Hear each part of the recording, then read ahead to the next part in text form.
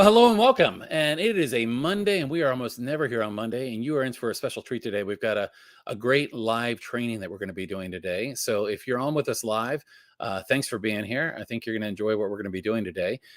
Just to give you a little background, my name is Guy Stevens. I'm the founder and executive director of the Alliance Against Seclusion and Restraint. You probably know who we are. We are an organization advocating to end the use of seclusion, reduce the use of restraint, but even beyond that, reducing things like suspensions, expulsion, corporal punishment, all the things often done to kids, very often in the name of behavior. I am really excited today. We have a special event in line today, and it is a live training event with a couple of amazing experts. So many of you that follow us have heard probably about the Keeping All Students Safe Act. You're going to learn a little bit more about what that is and how you can get involved advocating for a bill like the Keeping All Students Safe Act. So we are really lucky to have a couple of experts here today to share our training event. Before I get started in introducing our experts, I do want to ask you, if you would, any of you that have been here before, you know the drill. Tell us in the chat who you are and where you're from. And would love to see where people are joining us from today. So with that, let me get to the really great part here. Let me go ahead and bring up on the stage with me here a couple of amazing folks, people that I'm lucky enough to have had the opportunity to work with, that I would call friends and colleagues that are out there doing amazing work. I want to introduce you to both Laura Kaloi and I have Cyrus. And I realize as I started to say your last name, that I'm probably going to get it wrong. Well, you're letting me suffer here for a second. Hunarek, am I close? Huncharek, but Huncharek. Okay, well, okay. Yeah, I just realized that as we were getting here that I've never said it out loud, and then suddenly it seemed like, oh, I've got to figure that out. So let me tell you a little bit about both Cyrus and Laura. I'll begin with Laura, and I'll say that I had the opportunity to first meet Laura actually attending Capitol Hill visit. So this is a really interesting connection point here. So as a partner at Stride Right Policy Solutions, Laura provides strategic policy, advocacy, partnership building, and communication expertise to nonprofit clients, and is a leader in the education, disability, and child advocacy communities. She advises clients on policy and advocacy issues impacting children and families. Laura has a deep passion for improving access to education, career training, and independent living for all individuals. She has written and spoken extensively on federal education, special education, and workforce laws. Prior to becoming a consultant, Laura led the public affairs team for nonprofit policy and advocacy organizations, including the National Center for Learning Disabilities, the American Health Quality Association, HealthInsight, and she's worked in the U.S. Congress early in her career as a legislative assistant, and the late U.S. Congressman James V. Hansen. And Laura holds a bachelor's degree from the University of Utah and a master's in public administration at Brigham Young University. Laura also serves as a co-chair of the Appraise Coalition, which is part of why we're bringing this to you here today. And we'll talk more about Appraise in a minute. And as the federal policy advisor for the Councils of Parents, Attorneys, and Advocates, COPA, and the Center for Learner Equity. And Laura is an amazing advocate who has been doing incredible work for your career, really trying to advocate for positive changes for so many people. I think the first time I met you in person was actually for a visit on Capitol Hill. I'd reached out to COPA in regards to restraint and seclusion, and you were offering me some advice, and we got to meet in person and had a great meeting. But I remember kind of walking out, and you shared some things with me, and it really had a lot of influence on me and the work that I've been doing with the Alliance. So, Laura, welcome. It's great to have you here. So let me introduce you to Cyrus as well. Cyrus is a policy and advocacy director for the National Down Syndrome Congress. Before joining NDSC, and I'm going to get these acronyms wrong here. There's a lot of acronyms. Cyrus was a senior public policy analyst for National Disability Rights Network. There we go, NDRN. So we have a lot of N's there, where he oversaw several policy areas impacting people with disabilities. Oops, and I seem to have lost him there for a second, but we'll bring him back. And oversaw several policy areas impacting people with disabilities. Prior to his work at NDRN, Cyrus worked as a government affairs coordinator for the National Parent Teacher Association, National PTA, taught high school English in South Dakota through Teach for America, and served as a learning and development intern for the White House Office of Administration, where he developed e-learning courses for executive office employees. He holds a BA in government from the University of Texas at Austin. Cyrus's experience as a classroom teacher and prior work on special education policy motivate him to now work towards an improved world for individuals with Down syndrome. And of course, what I know very well from you is really making a better world for all individuals with intellectual developmental disabilities. And I appreciate both of you and all the work that you're doing. So welcome both of you for this very special training event that we're doing together here today. Really excited to be here. Thank you. Thanks. Absolutely. And really excited. I'm sorry. I think I was booted out for a second, so I apologize about that. Well, we brought you right back in. I heard a blip and you disappeared, and suddenly you were there. That's the fun with doing this live is, when things happen, we just kind of roll with them. I will let you know that we have people that have already joined with us from a couple of places. And those of you that are joining, please in the chat, tell us who you are and where you're from. But I'll just share with Laura and Cyrus here. We have people here from Michigan, somebody, Tricia, from Idaho, from Idahoans for Safe Schools. Great ally in this work that we're doing. Jenny from Massachusetts.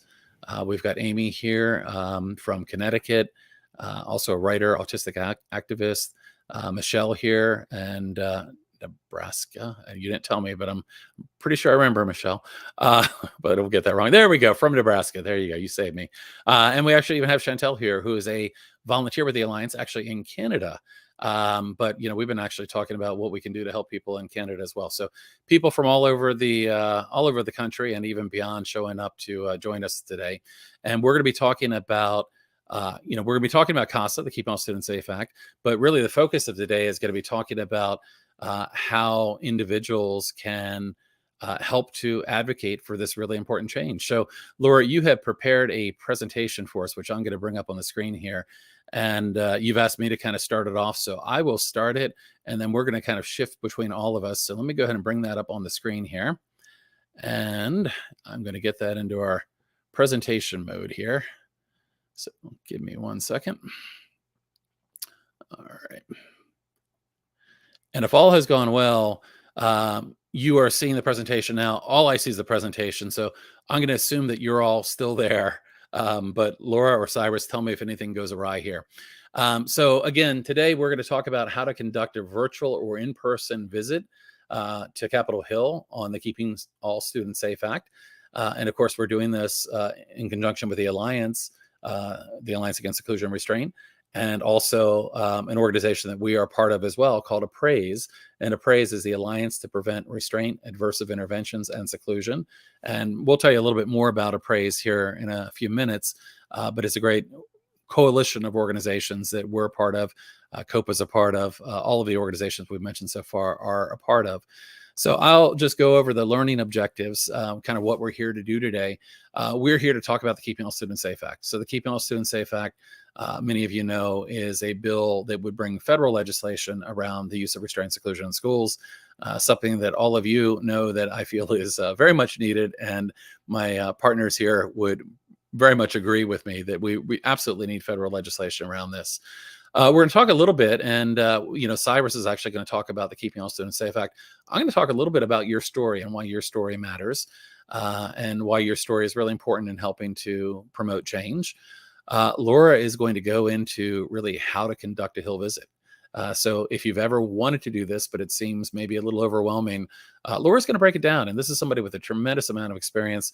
I was fortunate enough to actually have Laura by my side the very first time I did one of these. But I'll tell you, you're going to get the benefit of that as well in doing the training today. You're going to have an opportunity to have somebody with a tremendous amount of experience offer you some input on how to do these kinds of things. And then finally, we'll talk about how you can get involved moving forward. So with that, I'm going to hand it back to Cyrus to talk about why we need CASA. So Cyrus, go ahead and take it away, and you can just let me know when I should advance it in the next slide. Wonderful. Well, thank you, Guy. Just check. Can you hear me? Can folks hear me? Absolutely. Okay, wonderful. And I'm sorry about the technical difficulties. So if something happens, maybe Laura, you can step in and one other housekeeping thing is I have a dog and she occasionally barks, so I apologize about that. But no need to apologize. We are a dog-friendly, kid-friendly place, and especially through COVID and all the screen time that we do. I always tell people, because I meet with a lot of people, it's like dogs, kids. It's okay. It's life, right? And sometimes I make people pick their dogs up and let me see them, but I can't see you right now. So maybe at the end you'll have to show me your dog, because I love dogs. For sure. Go ahead and take it away.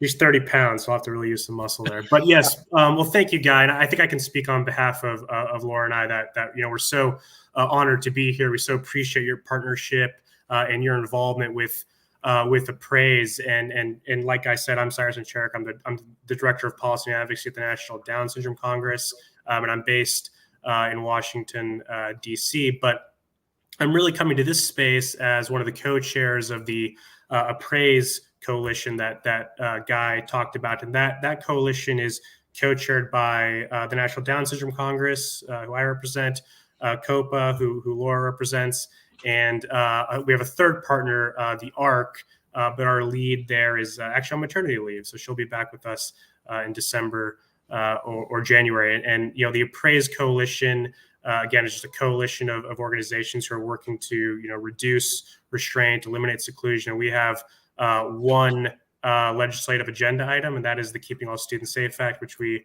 refer to as CASA. So, Guy, if you go to the next slide, I'll talk a little bit about why we need CASA and sort of what it does, which I'm sure many of you are acutely aware of the need. But CASA has really come about because of this sort of patchwork of state laws and regulations and guidances, some of which are much stronger in some states and some are not as strong in some states. And so, again, there's this patchwork of laws and regulations. And so, what CASA really attempts to do is really set a minimum federal standard so that, parents know that, their student will be treated with respect to restraint seclusion the same in state A, and also in state B. So like the slide says, right now even states with really strong laws or regulations are really not doing enough. And again, CASA would really just set that minimum federal standard. States could certainly go above and beyond that. I think this group is acutely aware that restraint and seclusion are not therapeutic, are not evidence-based, have been shown time and time again to do far more harm than good, and in some unfortunate cases have actually resulted in the death of students and also trauma, etc., that is inflicted upon students who are at the receiving end of restraint and seclusion. So obviously, I think goes without saying that CASA attempts to mitigate that for obvious reasons. And then lastly, the reason groups such as Laura's and myself are so interested in this issue is that there's an issue of disproportionality. Year after year, or really year after every other year, when the data is collected, we continue to see a disproportionate impact of restraint seclusion on specifically students' disabilities. And if you were to drill down even further, students with disabilities who are also students of color, particularly Black male students. These are the groups of students that are receiving almost all restraint and seclusion. And again, this has been documented by the federal U.S. Department of Education, which collects data on restraint and seclusion every other year. We have reason to believe that the disproportionality also exists at the states for the states that do collect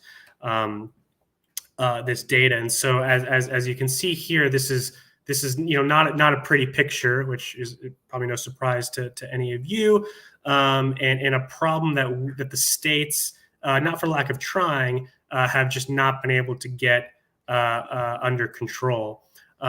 So CASA is, I don't want to say the end all be all, but is the beginning of an answer to the issue of restraint and seclusion. So what would CASA do? And I'll explain that here in the next slide, Guy, if you could please advance.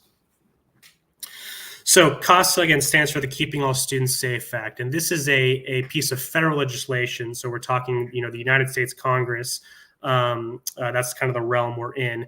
And again, like I said before, it would really set a minimum federal standard for restraint seclusion in every school that receives federal financial assistance, i.e., every public school. Now, this slide has a lot of great information on what the bill would do, but I like to think of the bill in sort of three buckets. And this is actually the three buckets I use when I go to Hill meetings with Laura and Guy and others. So bucket number one is CASA would eliminate or prohibit the use of seclusion. And again, when we're talking about seclusion, we're talking about something very specific, right? The bill explains what seclusion is, right? The placement of a student in sort of a room against their will, undefined period of time, little to no adult supervision. So it would prohibit that practice in its entirety. That's bucket number one. Bucket number two is it would, what I like to say, sort of severely regulate the use of restraints. So within that bucket, it would outright prohibit the use of prone or supine restraints, which is sort of using your body pressure to pin a student either face down or face up. So it eliminates that practice.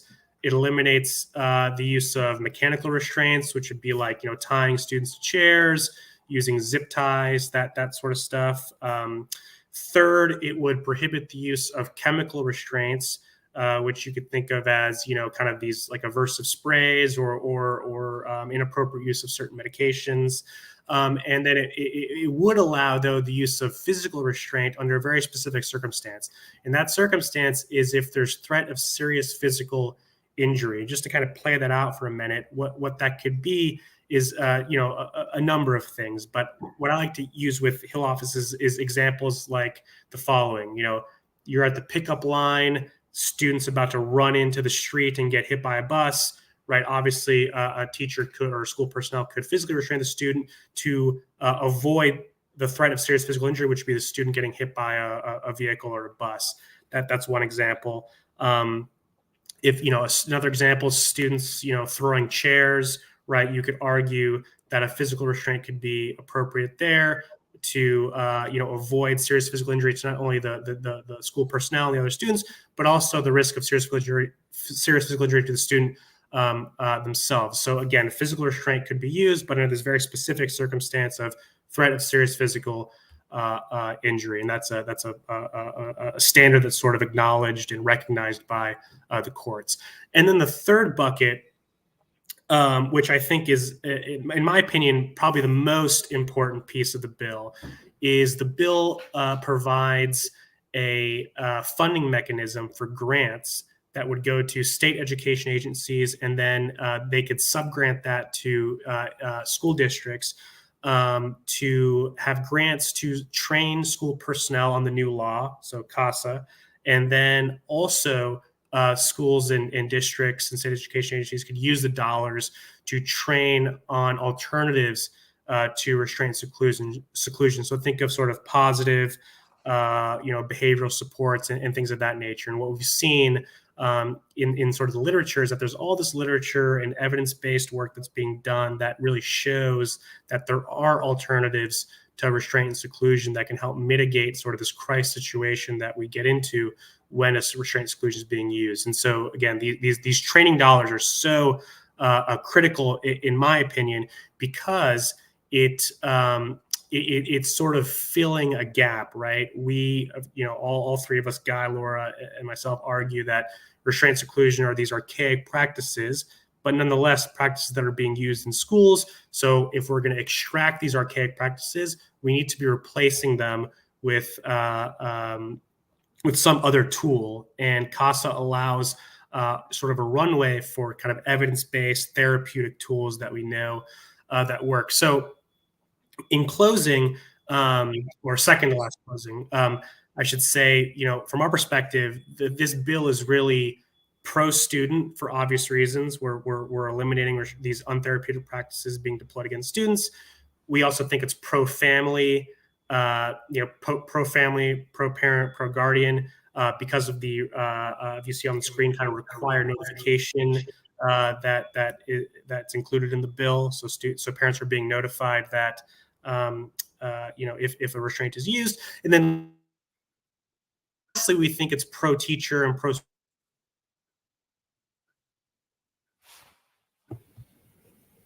Is Cyrus frozen, Guy? I just lost his audio there for a second, and it sounds like he might be. Sorry, you're back. Okay, we lost your okay. audio there for a second. You were kind of going through the list of pros, and your audio broke up, and I think your video froze. I don't. Yeah. Okay, I'm so sorry. I'll just no in closing, the bill is pro-student, pro-parent, family, and then we also think it's pro-teacher because of the funding mechanism. Last thing I'll say is the bill is really picking up steam. We've got, last I checked, about 86 co-sponsors in the House, which just means there are 86 members of the House that are supportive of this bill. And then in the Senate, we have 19 co-sponsors last I checked, and again, those are 19 senators that are supportive of the bill. So let me turn it over to you, Guy, who hopefully has better internet than myself, to talk about why your story matters and how impactful your story can be in our advocacy for the keeping all students safe. Sure. And before I start, I wanted to ask you a quick question, and I know your internet was acting up, but hopefully we'll make it through. This bill, this is not the first time this bill has been introduced. Can you tell us a little brief history, without going into a lot of detail, but of this type of legislation and kind of, what stood in the way of getting this moved forward? And really, my hope is to kind of share with folks how much impact they can have. But could you share a little bit of the history of the bill? Yeah, I can. And I hate to kind of dodge the question, but I think I'm also going to turn it over to Laura, who knows the history much better than I do. But let me say this.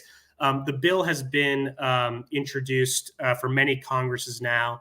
And I would say in each Congress runs on a 2-year cycle. So in each Congress, we have built more and more support each time. I think, to your question, kind of a nutshell to answer, the reason the bill has not been enacted into law, I think, is because of variables that are really beyond our control at the moment. But every year that we build more and more co-sponsors, it increases the chance of the bill passing in the future. But Laura, do you want to jump in here kind of on more of the history, because you know it better than I do? Well, and I think too, I don't know, Guy, how much you want to talk about the politics, but we can talk about the groups that oppose the bill. It just outright to make that really clear that there is opposition to making this federal policy change at the federal level. But before I go into that, I would like to say, and I know, Guy, you've actually helped lead this in Maryland, the federal bill, despite it not being passed by the U.S. Congress, has served as a very helpful gold standard as advocates work at home in states to change state law. And when we have a high standard set with sufficient support in a U.S. Congress to say this is the gold standard for the lay of the land, this is what we would like for our country at some point, so that at home in states, it helps advocates say, well, if we can get, go as far as the federal policy would, or even get as close as possible, it helps keep that high watermark. We've worked really hard to not negotiate in the times when we have a chance to tweak the bill here and there. We've worked really hard to not water it down, because there is pressure from the teachers unions, and each of the unions, the NEA and the AFT, each have their own distinct issues with the bill, which I won't get into here, but happy to have that conversation offline with others.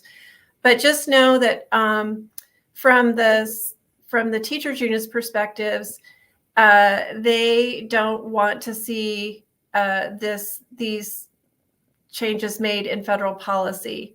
And even with immunity, Cyrus was mentioning this, I think, when his technology kind of broke down, there is immunity for teachers in the bill. However, even with that, they will not support this change to federal law. So you need to know that.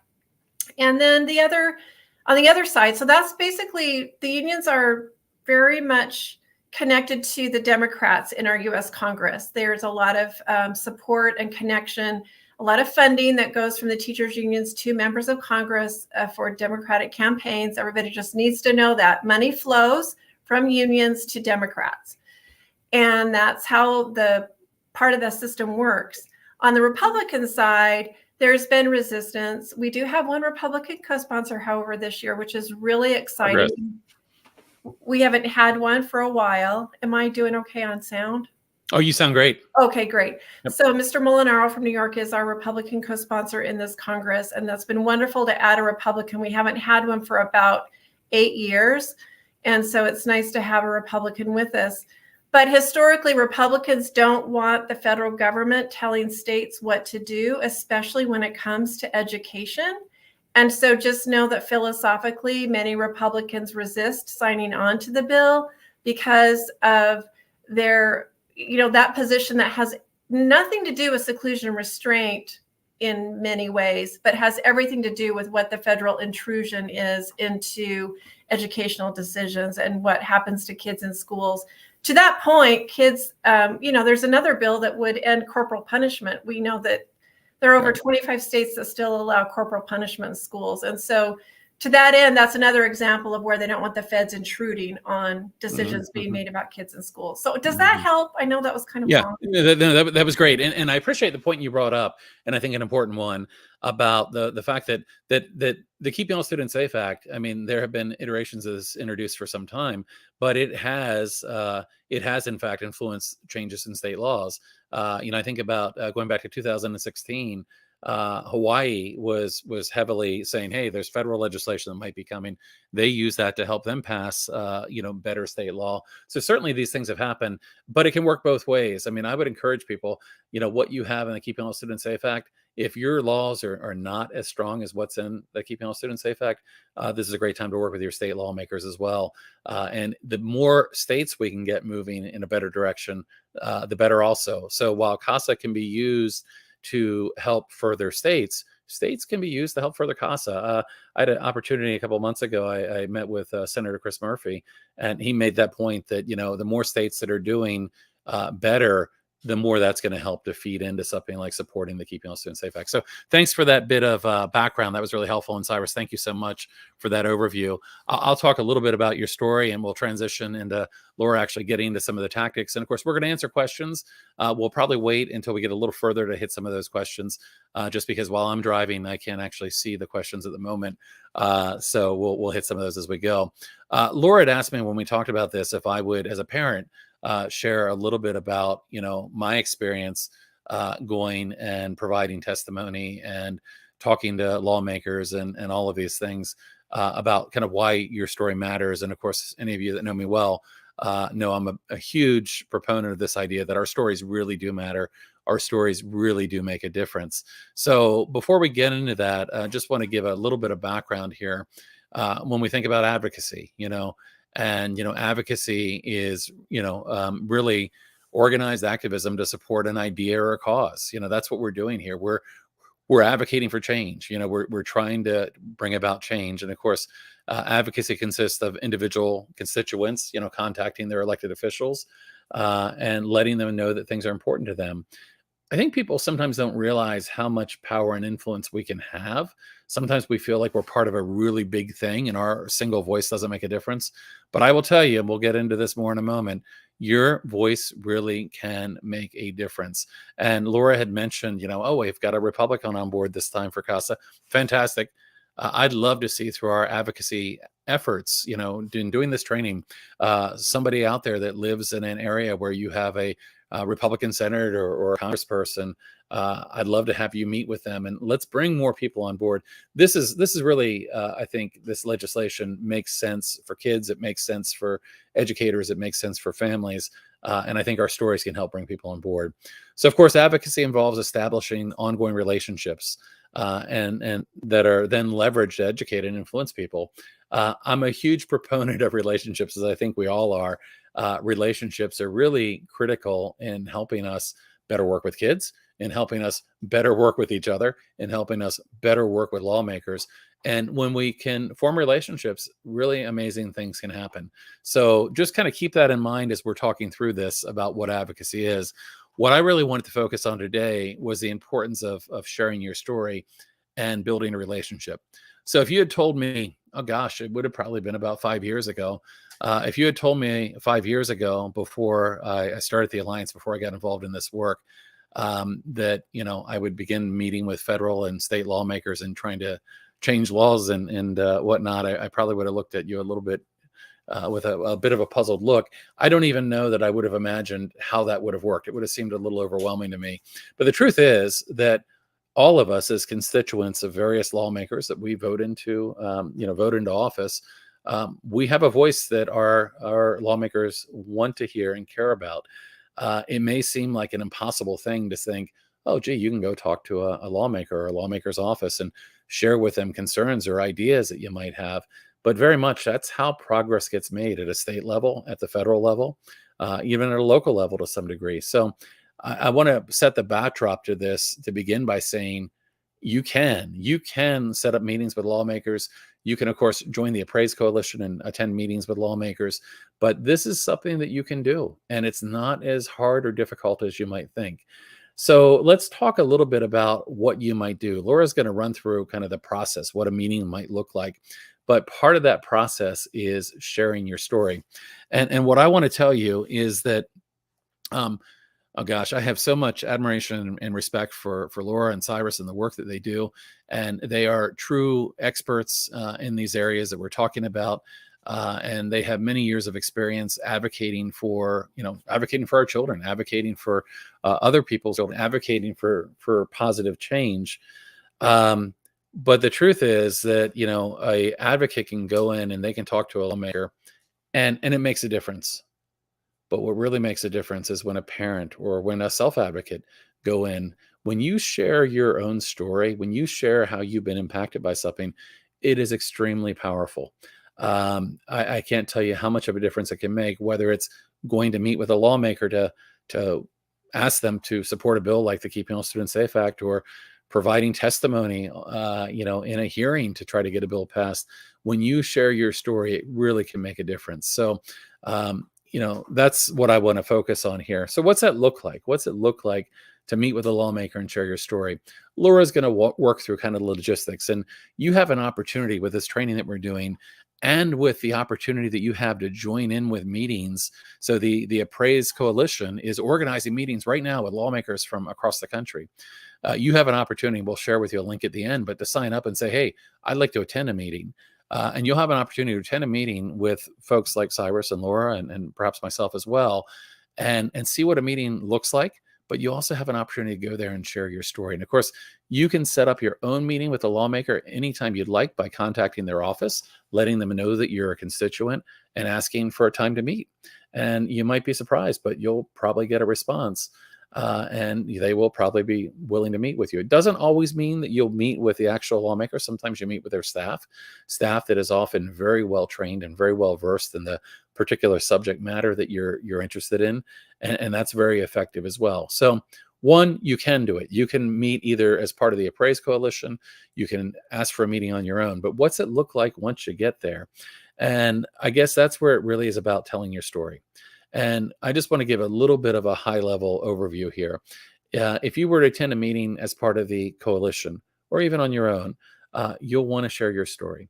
And you're going to want to share how the issue, in this case, restraint and seclusion, affected you and affected your family. You'll want to talk about, it through your experience. So, in my case, I would go and I would share what happened to my son, what was done to my son, what that led to for our family. I would tell the story, and that's really what it is. It's telling your story, how you've been impacted, and why it's important to change. So if I'm joining a meeting as part of the Appraise Coalition, these meetings, and Laura will give you the details, but they might be 30-minute meetings. You'll have a brief opportunity to share your story. It might be 3 or 5 minutes.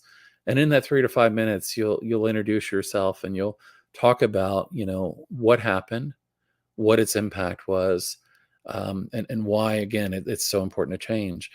In doing that, first of all, you really do want to tell the narrative, tell the story, tell how it impacted not just your child, but your family.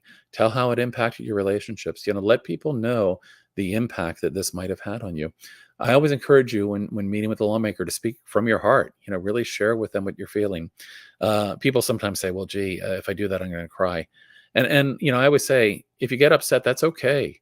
it's okay to express real human emotion. And if you get upset, that's okay. That happens. And quite frankly, it can really have an impact as well. So I would not worry that you might get upset. Yeah, you might. And you've got to make sure you're ready to speak, because that's important as well. We know that if you have a child that's being restrained and secluded, it's traumatizing, not just to your child, but to you and your family. So you've got to make sure that you're at a point that you can talk comfortably about things. And certainly we can offer you more help around that as well. But once you are ready to share your story, being able to tell that story in kind of a concise but meaningful manner is really important. I almost always bring pictures to the meeting. I often start by talking about who my child is and why they're special. I remember, in fact, Laura, the meeting that you joined me for, I can actually probably still remember some of the photographs that I had. I would very often kind of talk about my child as I put those photographs down. It's a great way that people are able to kind of relate to the humanity of your story and understand, really the true impact. So, again, it's often 3 to 5 minutes that you might have to kind of work through the narrative, work through, this is what happened, this is how it affected us, this is why, we're asking for your help. Of course, you want to be polite and you want to be professional, and you want to go to those meetings. Laura will tell you all the things you want to do in terms of setting those meetings up and going. But it really is about sharing your story. And the other thing I would say is that, as I mentioned, as a parent, the weight of your story, Laura and Cyrus, I'm sure you've both been in rooms where the air has been removed from the room as people listen to the stories of how families have been impacted. They really make a difference. I would also say to you is that if you have a child, a young adult, even an adult that went through restrained seclusion, having self-advocates that are able to share their stories, you think a parent's story has a lot of weight. When you hear an individual that has had an experience, it has a tremendous amount of impact. So know that your story is important. Know that you can kind of share that, and it can really do a lot to change people's perceptions and humanize things. You can look at a policy from a 50,000 foot view and think, well, this is what I believe. But when we share our stories, it can really challenge people's beliefs. And I think that's the thing that I want to encourage you to do, is think about how you can share your story. And we can provide you more tips on that as well. But hopefully this will give you kind of a good start. So with that, I want to pass it over to Laura, who's going to talk about what one of these visits looks like and how to conduct a Hill visit. And again, we'll come back at the end and we'll take questions and comments and have some more discussion. So Laura, you want to take over? Sure. Thanks, Guy. You can go to that first slide. I'm going to build on some of the things that Guy has shared, and I do want to just reinforce how much more effective these meetings are that we conduct on this issue when we have constituents. So, Cyrus and I live and work in Washington, D.C. We're constituents in the offices, like I live in Virginia. I can go to Virginia office as a constituent. But when we can bring any of you who are from the home state or the district of the member of Congress, it makes the meeting that much more meaningful. In fact, some offices won't meet unless there is a constituent in the meeting. So that's just something for you to know. We've geared this training more toward those that don't have as much experience, but I can see on the chat some of you, I actually know some of you personally that have done Hill meetings with me and for organizations that I work with, including COPA and the Center for Learner Equity in the past. So I hope what I share today will both help those of you that feel a little bit intimidated or just unsure of what it would be like to get your feet underneath you around this and know that anybody can do this. One thing you need to know about our Congress, we elected them. They take meetings. And if you're a constituent, it might be a little bit challenging kind of getting it lined up because they have a million emails flying in and out of their inbox, but they are meant to do meetings. And so we'll talk about who you typically meet with in a minute, but just know you need to ask because they will say yes and take the meeting. Most of the meetings, well, they can be in person or virtual. Let me put it that way. They're used to doing both now. We're very much in a hybrid situation with Congress due to COVID. And in this case, and what we're talking about today and where you can sign up, we will actually schedule and set up the meetings and have you go with us if you live in the state or the district of the member of Congress.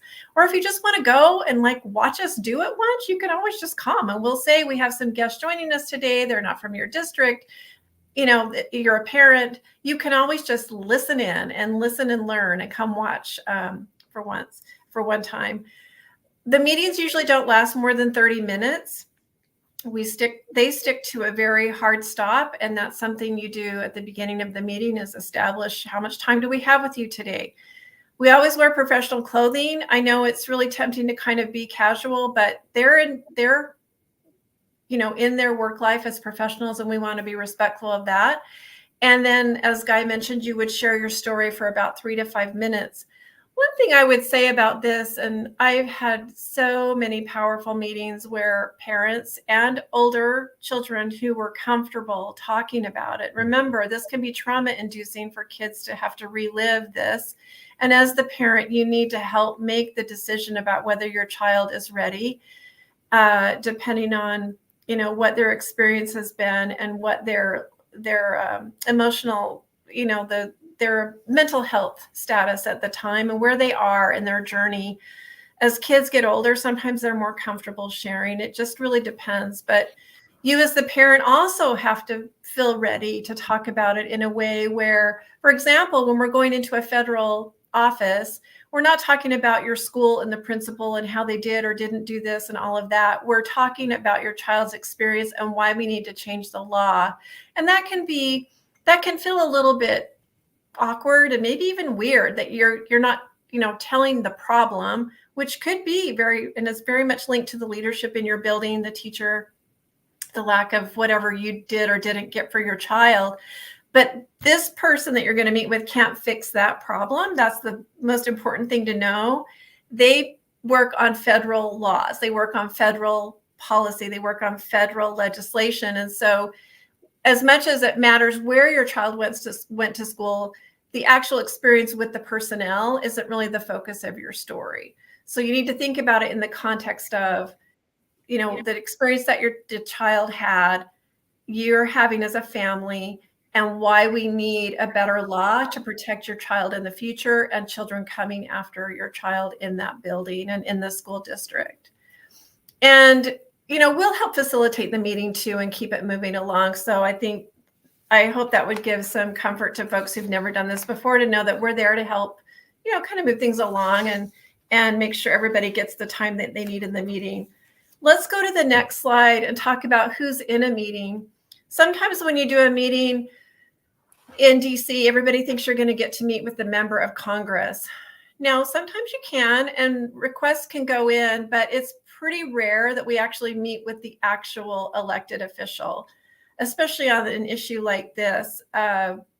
The meetings typically, and remember, these are little small businesses. A congressional office is run by the member of Congress, and they hire staff who split up all the issues and become experts in those areas. And so you'll meet with a legislative assistant or an aide or a legislative correspondent. These are some of the titles that these staff have on Capitol Hill. Professional staff is another title. And they are assigned education issues. Sometimes you meet with the health staff, but they are meant to be paying attention to all of the issues that flow through K to 12, sometimes K to 16 education. And they tend to know what's going on at home, what some of the top line issues are, and then also mainly what's related to legislation here in DC. But they are relied upon on the member of Congress to make recommendations. I actually used to have this job many moons ago when I was in my 20s. It's what I did. And you go in and meet with your boss, and you get to tell them the bills that people are coming in and meeting with you about. And you get to help decide whether that member of Congress signs on to a bill or not. You actually make the recommendation to your boss about whether they should support, learn more, or who else they could talk to make a decision. They always expect in a meeting for us to make an ask, and that means we actually ask them to do something. We recommend a bill to support, in this case, the Keeping All Students Safe Act. That's an expectation. It's a waste of their time if you just go in and you don't actually ask them to do something. That's why they're elected. They need to get something done. And they want reliable local contacts for the data and information that they need. And back to Guy's reinforcing the importance of this relationship, your being available as someone at home for them to turn to is really important. staff keep a list of people that they can rely upon to check in with when other things come across their desk. And anything related to IDEA, the special education law, could be something that they might turn to you about. Even though you come in on this issue, they might, really connect with you and want to learn more about how things are shaping up related to special ed for you, and what advice you would give them. Because you are an expert around how kids with disabilities are treated in your school, that makes you an expert right there. And you can offer to be a local resource to them. And then we always ask, how can we be helpful? And sometimes they'll say, I want to learn more about this. I want my state data. I want my school district data, something like that. And then that's a good follow-up. And appraised staff, we will help you. If an ask like that came to you, we would help support you.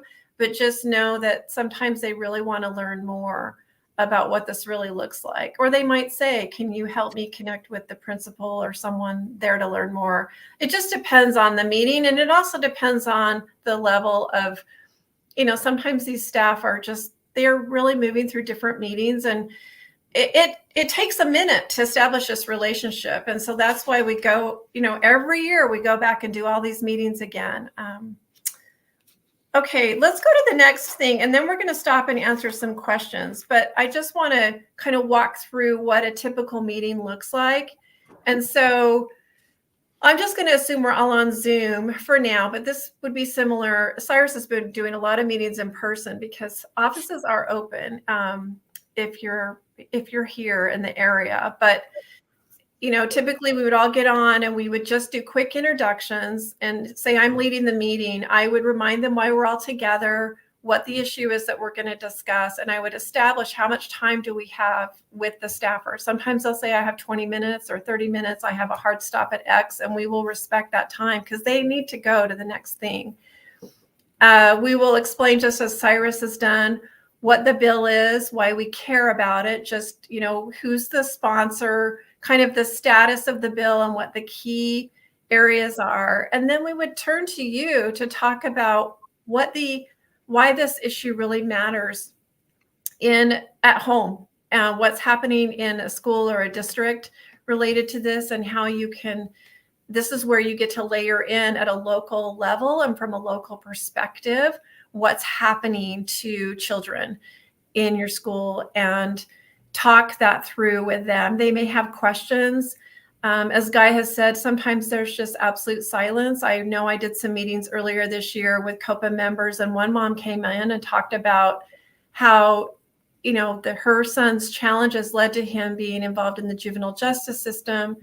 He became suicidal. His sibling became suicidal because of the trauma in their family. I mean, it just went, as we all know, and I'm sure you have some of your own stories, and the staffer was speechless and probably didn't really even know what to say. And I know I had to find a way to kind of move us on because it was very emotional and very powerful what she shared, and what that did lead to, amidst all of the trauma that this family has experienced, that Hill staffer has wanted to stay connected to that parent and learn more, even though their boss hasn't signed on to the bill. This is the other kind of silver lining, is sometimes you never know who you're going to help just inform and educate and bring further along in their knowledge and understanding of what some of the challenges are for kids in schools. And you never know someday where that person may end up in their career and in their life. And so I always try and be optimistic about how what the influence is of making that personal connection. And we might share a little data. It just depends on who the meeting is for and how we've kind of structured things, but we'll share all of that. And then we're going to make the ask for them to co-sponsor and ask why they, what some of their questions are. Cyrus is really good in meetings about asking them what's kept them off the bill, which is really good to kind of, circle in on. Tell us why you wouldn't sign on to this, so that we can help, answer their questions. And we always keep things on a professional level. We may know, even going into some meetings, that we're going to have to agree to disagree. But that's one of the benefits of being able to continue to advocate for issues that we know are best for kids, is, we are respectful, but we meet with everybody. We want them to know. And I always think about it this way, and I tell in the trainings that I do, I think it's really important to remember, because some people will say, why bother? Some office that just may never sign on. And here's my response to that. You never want anybody to go on the House floor or into a meeting and something is happening and they say, I never heard from X, Y, and Z, so why would I think this is a big deal? We never want to be able to give any member of Congress an excuse to be able to say that they did not hear from us about how important this issue is to kids and families in their home state or in their home district. And that's really important. And if you can help us do that, that would be my last bit of, I hope, inspiration to get on board and help where you can. If you can take 30 minutes in a week and help us in the month of November with one Heal visit, that would just be tremendous to our effort. And so I'm going to stop there. There are some questions, Guy. I don't know if you can see them or I can help you see them, but Cyrus and I can help with that. Sure. I'm going to stop sharing for a second just so I can see those as well. And then we can bring this back up and share some things here at the end that we want to share. So give me 1 second here. And Laura, that was fantastic. And Cyrus both really appreciate that. Yeah, so just us. So why don't we kind of take a look? And those of you that are watching live, if you have questions, now is a great time to put them in. I'm going to go and take a look through and see what kind of questions that we have here. But a couple of things I wanted to hit on something you were saying, Laura, a minute ago. One is, kind of the why bother, right? You never know where the connection point might be. And what I found is that sometimes there are things that might cross party lines. Somebody might have a typical view on something, but because you share another connection, sometimes people are brought along. So, I found that, for instance, with disability, more and more people have a grandchild, a child, someone in their life that might be autistic, or some other connection between them. And very often those connections can really make a difference. So never underestimate the potential of connecting with people, even that might not at face value, kind of share what some of your views might be. So I'm going to take a look through these questions here. And Cyrus, it sounded like you were going to say something as well. No, I'm sorry. There's a couple questions in the chat that I think were directed towards me, but before I do that, there is just one thing I wanted to mention about kind of the impact that Laura talked about, and you talked about, Guy, of constituents and them telling their story. And just to give you a recent example, we had a meeting with Rep Maxine Waters' staff. She represents kind of the LA, or like in LA area, and we brought some constituents, and their staff emailed us a couple days ago saying that Representative Waters is going to co-sponsor the bill, and I wholeheartedly believe it was because of those constituents that came on with us, because she has never co-sponsored this bill. We looked at the history, and she's a very prominent Democrat. I mean, she's chairwoman of the House Financial Services Committee. I think she's one of the founding members of the Congressional Black Caucus. She's a pretty high-ranking member of the Congressional Progressive Caucus. All that to say, it's a pretty big deal to get her, and I don't think it would have been possible had it not been for the constituents that joined. I think there's two questions I just wanted to address. One, I think Kristen Georgie, apologies if I didn't get that last name correct, asked or said, "Hope this is defined in minute detail." And I think she was referencing when I was discussing kind of seclusion and things like that. And to answer to respond to you, Kristen, yes, if you look at the bill, if you look at the proposed bill, it is full of definitions, and Laura, I'm sure, can agree that each word was painstakingly chosen. And I'm sure Laura remembers even last Congress when we were making some minor tweaks. I mean, you wouldn't believe the number of people that we had. I mean, debating over, single words. Lawyers, advocates, et cetera. So rest assured that every single word in that bill was meticulously and thoroughly chosen, and no word was is extra or not needed. So to answer your question, seclusions is defined very specifically. All the restraints, all the school personnel, all that stuff is defined. And not to say that we got it perfect, but I think it's the strongest iteration of the bill we've had so far. And then one other question from Chantel. She asked about, is there somewhere that we can find a list of acceptable training that the funds can go towards? This is in reference to the grant funding I was talking about. And just a quick response to that is the bill is not very prescriptive on the training specifically. And that's, I think, intentional, right? Sometimes if you're too prescriptive, it can kind of stifle innovation. But the bill is very specific that the training has to, at its core, reduce the use of restraints, and also training school personnel on the new law. And then there's some additional activities that schools can participate in or can use the training dollars for, and that could be things like positive behavioral supports, which is also defined. So again, there's no list of training from X company can be used. It's more of okay, the training needs to work towards this end, which again is reducing restraint and seclusion. So back to you, Guy. Yeah, and I got one more question for you. And just this question came between the other two, so I think it happened when you were speaking. And Rachel said that I'm in Connecticut, and my two senators, Murphy and Blumenthal, have already supported CASA. Is there any more I can do? So what are your thoughts on that? Well, that's a great, probably Laura question, but my thoughts just off the top, and I'm sorry, it's like I live in a shoe box apartment, so my fiance is here, so apologize with that. No, it's okay. So what I would do is I would ask for a meeting or send an email or something and ask them to use their political capital to try to move the bill, particularly Senator Murphy, who is a lead on this bill. I mean, this is his bill. I mean, putting the pressure on him to say, do everything you can to get this bill to move is my recommendation. But Laura, I'm sure you have other thoughts. No, I think that's excellent. And I'm guessing your House rep is also on. If not, I know there's just a handful from Connecticut too, but chances are they're on. But you can also just reinforce that your local, your House, you have a House co-sponsor as well.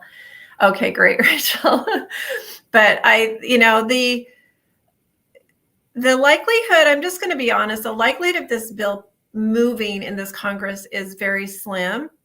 What we're trying to do, just so everybody's clear about our goal, we want to just continue to gain as many co-sponsors on this bill as we can, because the political climate isn't right now, but it could be in the next Congress. And so we want to be able to have a very strong showing, because when you have a weak showing, sometimes they don't want to reintroduce the bill. I mean, I don't know. We haven't had that problem with CASA. They've always wanted to reintroduce it, but we know they get even more excited. We went up over to 107, Cyrus, we were up there in the last Congress. We need to get back up there again and then some. And so that's our goal, because that helps us have more political clout in a better political environment where the bill could possibly be attached to something else. It isn't the kind of bill that will ever move on its own. It's tiny in the scheme of things. When it comes to legislation, it will need to be tucked into something else. But tucking it in is a big decision, just given the monumental change that would mean. And we need to have sufficient support in Congress to make that happen. Great. So another related question, somebody tuning in saying, how can I help in North Carolina?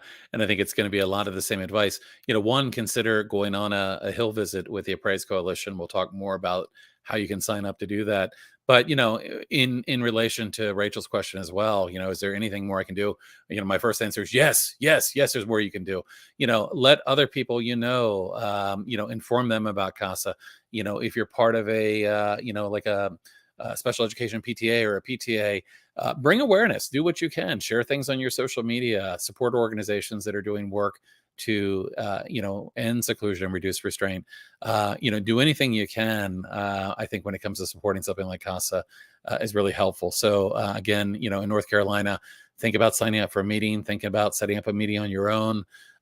Think about ways you can share information with other parents and other families. I think there's lots that we can do for sure.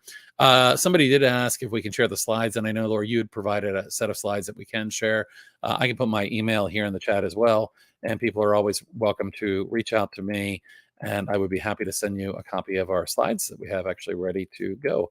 So if you want to send me an email, I can send those out to you. Let me keep going through here. All right, and I'm not really reading through these as I go. Jenny, okay. Can we be reps for or co-reps with appraise and ASR for COPA in our Hill Day meetings? Is that more powerful or dilutive? Okay, so I guess the question is really about talking about this during Hill Day. Is that what you're getting out of that, Laura? Yeah, I'm not sure, Jenny. I know Jenny. I can email and follow up with her too. I'm not sure I understand the distinction. I mean, I think joining with us whenever we do Hill visits is really powerful. We've separated these out from the COPA Hill Days in the spring, and we're targeting the members of Congress that have not signed on. So it's just a different strategy. So we'd love to have you do both. So how about that? Great. And Rachel just mentioned here, brought my son to meet with two senators' offices. He told them his story when he was 8. It was as though the Tourette's Association, we had asked for funding for that, and but also I thank them for supporting CASA. I cried for sure. Yeah, it's can really be meaningful. Hey, Guy, I know we're over time, but I think Rachel Jacobellis really put in a good comment that I think we should probably address is about so I'll just read it for the benefit of the audience. So Sure. My problem is that CASA doesn't stop restraints. As long as the school says, here we go, says it's an emergency, they can use restraints. There's no committee you have to go in front of to prove it's an emergency, no accountability. I'll go back to kind of one of my earlier statements, which is that, I don't think any of us are under the impression that CASA is the end all be all solution. I do think it is the most comprehensive bill to address this issue on the books thus far. I will say that, but you're right. It doesn't, by definition, the bill does not stop all restraints. It does allow physical restraints. But what I would say, though, is that CASA has a very intentional notification process that must occur after a physical restraint is used.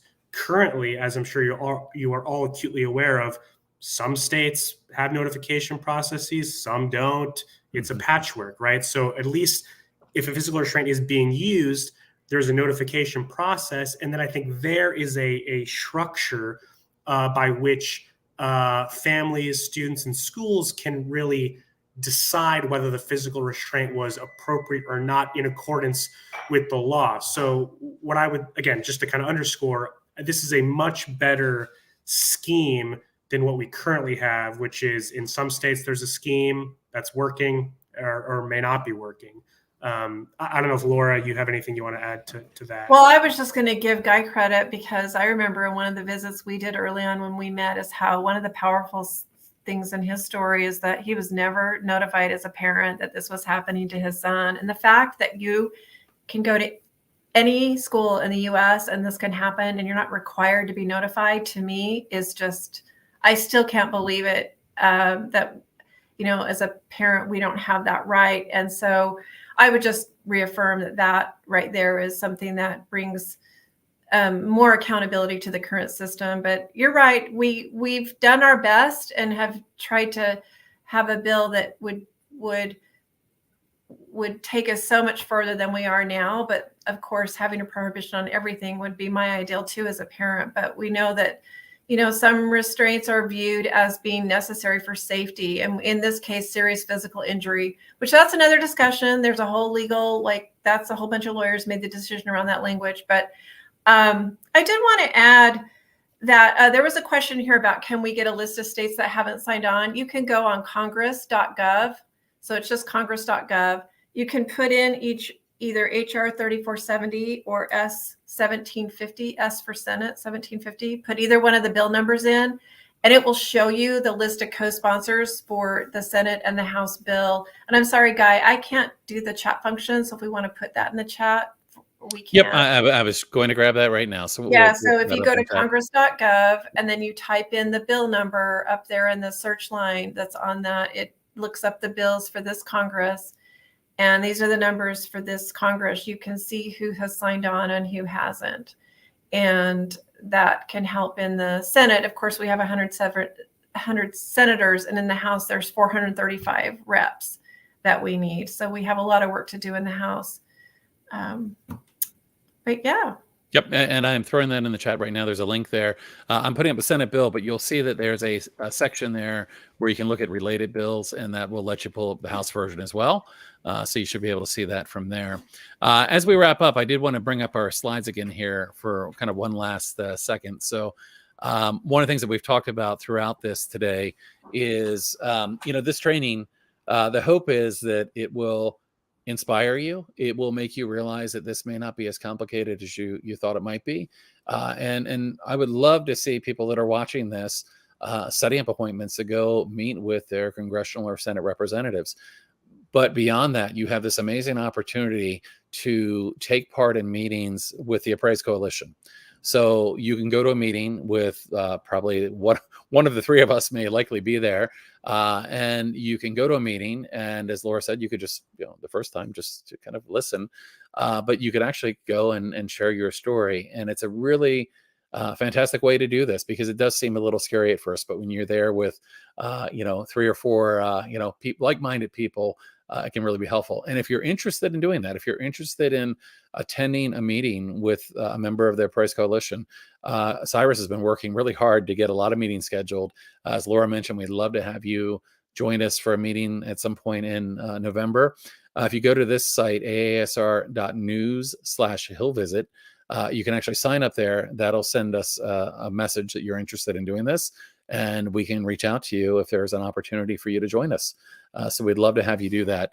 The final thing I want to share here are the contact information for Cyrus and Laura, and of course myself.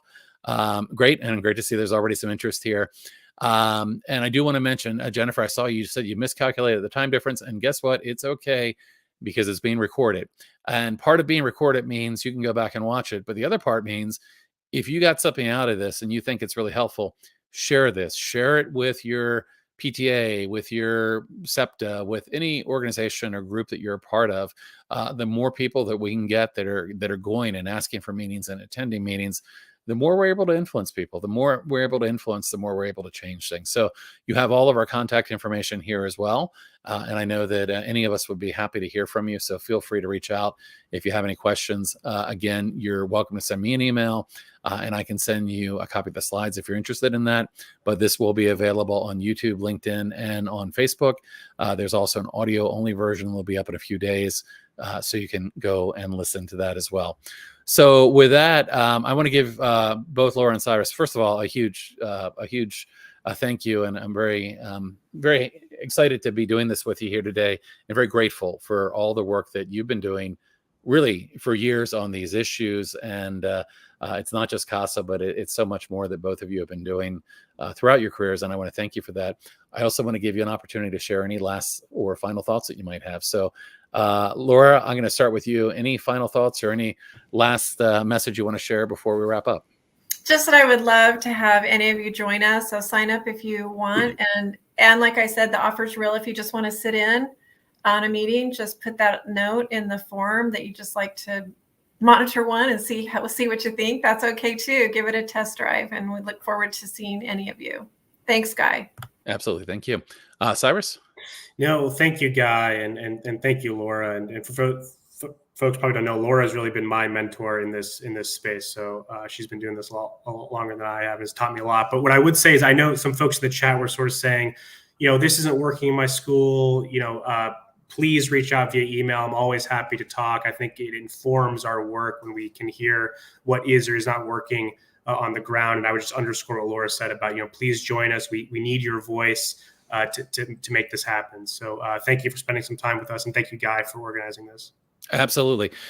So thank you both. You can stick around for a second. We're going to let everybody else go, but we'll have one final wrap up here. So I want to thank everybody that joined us today. Again, encourage you, share this, sign up if you're interested, and stay tuned. We'll try to do more things like this as well. Your support, your story, it really makes a difference. I mean, I can't tell you enough how much impact your story can have in changing hearts and minds. And that's part of this work. It's hard work. It's long work, but the more we can do to get people to listen and understand why there's a need for this, I think I strongly feel, I know, Laura, you're very realistic, like, well, it might not happen right now. It's going to happen. It's got to happen. You know, none of us are done until it happens. So if you've got any retirement plans, just know that they cannot happen until we get CASA passed.